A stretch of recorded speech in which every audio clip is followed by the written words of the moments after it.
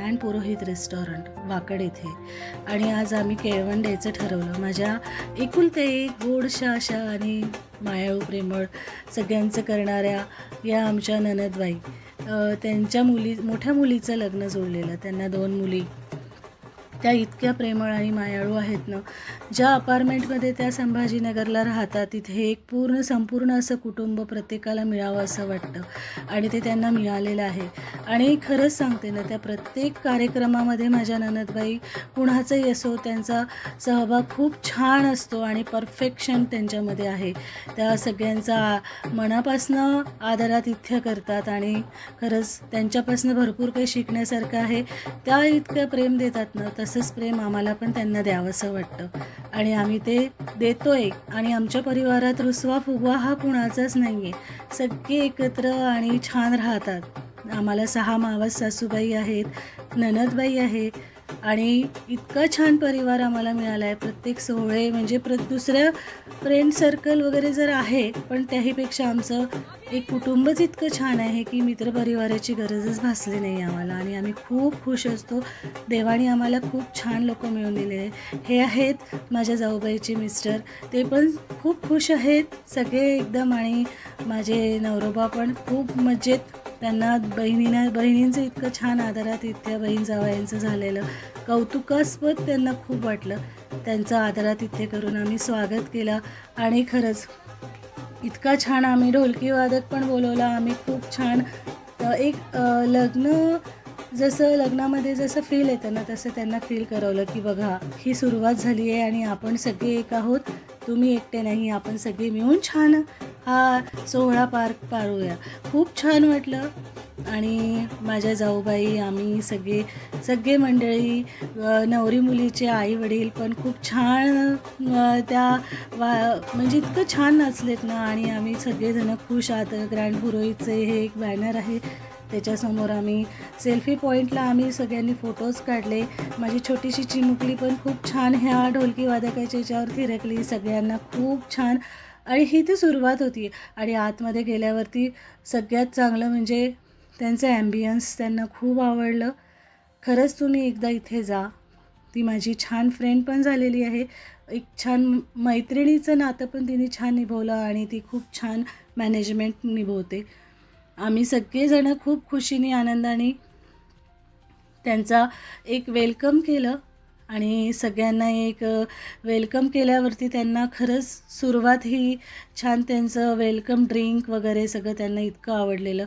असं वाटत होतं की काहीतरी कमी होईल का ह्या सगळ्या गोष्टींमध्ये. त्या इतक्या पुढे परफेक्शनिस्ट आहेत माझ्या ननदबाई आणि त्यांच्यामध्ये आपण कुठे काही कमी पडू का असं थोडं धाकधूक चाललेली होती. आवडेल का जिजूंना, ताईंना, नवरीबाईला. इतकं छान म्हणजे आम्हाला तर सुरुवात खूप छान वाटली आणि सगळ्यांनी आनंदाने हसून बोलून छान आम्ही त्यांचं स्वागत केलं.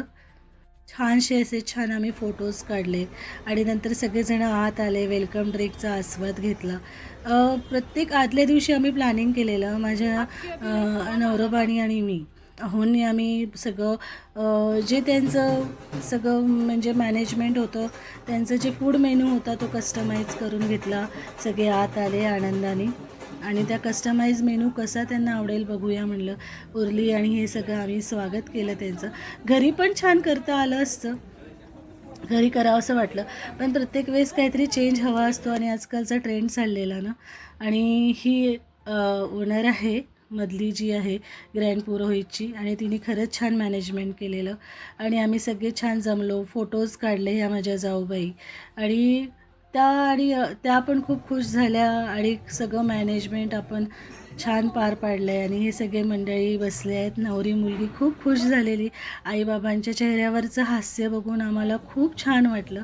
प्रत्येकाला असं छान हळद कुंकू लावून त्यांचं आतमध्ये पण आम्ही छान स्वागत केलं आणि हे सगळे छानपैकी निमूटपणे इतकं मॅनेजमेंट व्यवस्थित केलं ना तिथल्या ग्रँड पुरोहित रेस्टॉरंटल्या सगळ्या वर्कर्सनी.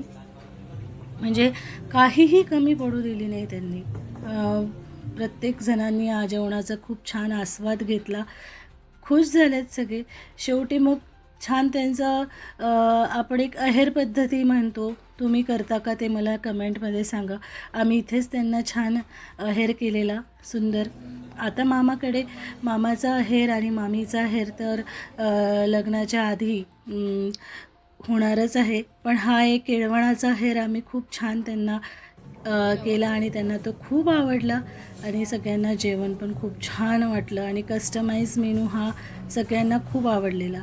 आम्ही वेगवेगळ्या पद्धतीची तिथे थाली पद्धती होती, पण आम्ही ती सगळी कस्टमाइज करून घेतली. भाज्यांमध्ये चेंजेस केले.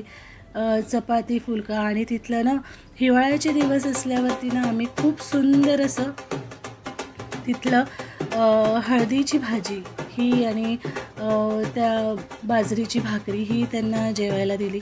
अप्रतिम त्यांना आस्वाद घेऊन त्यांनी सगळं खाल्लेलं आणि सगळ्यात महत्त्वाचं म्हणजे त्यांना या रेस्टॉरंटमधली एक गोष्ट खूप आवडली. त्या आतमधला ॲम्बियन्स आणि तिथले फोटोज खूप सुंदर आहे आणि एक छान राजस्थानी स्टाईल त्यांना एक वाटलं. काहीतरी केळवण असं काहीतरी धूमधडाक्यात मस्त केलं आणि आम्ही खूप खुश झालो. सगळ्यांनी शेवटी पण खूप मस्त प्रकारे आम्ही डान्स केलेला, मस्ती केलेली. एक जेवणानंतर पण खूप छान असं फील झालं की चला बाप्पानी एक छान आमचं मस्तपैकी केळवण करवून घेतलं आणि पुढच्या स्वागतासाठी आणि पुढच्या आता काही 20 तारखेला 20 फेब्रुवारीला तिचं लग्न आहे. त्या लग्नामध्ये आम्हाला मामा मामींना सहभागी व्हायचं आणि खूप आनंदाने हा सोहळा पार पाडायचा आहे आणि इतका छान करूया ना की अनपेक्षितच आणि खरंच खूप छान वाटलं. सगळी मंडळी खूप छान आहेत, सगळ्यांनी खूप साथ दिली. तुम्हाला पण असं काही केळवण करायचं असलं ना तर तुम्ही अशा पद्धतीचं करू शकता. खूप छान. हा व्हिडिओ मी पुढे तेच घेण्याचं कारण असं की इतकं सांगावंसं वाटतं आहे ना की खूप मस्त छान खुश होते सगळे. बघा माझी चिमुकली श्रीजा किती खुश, ह्या 2 मुली त्यांच्या आईवडिलांच्या चेहऱ्यावरचा एक आनंद, एक आपलेपणा, प्रेमळ माया जपणारं हे एक नातं असतं. रुसवा फुगवा हा सोडून एक छान मैत्रीचं नातं जर केलं ना, निर्माण केलं ना, खूप आनंद मिळतो.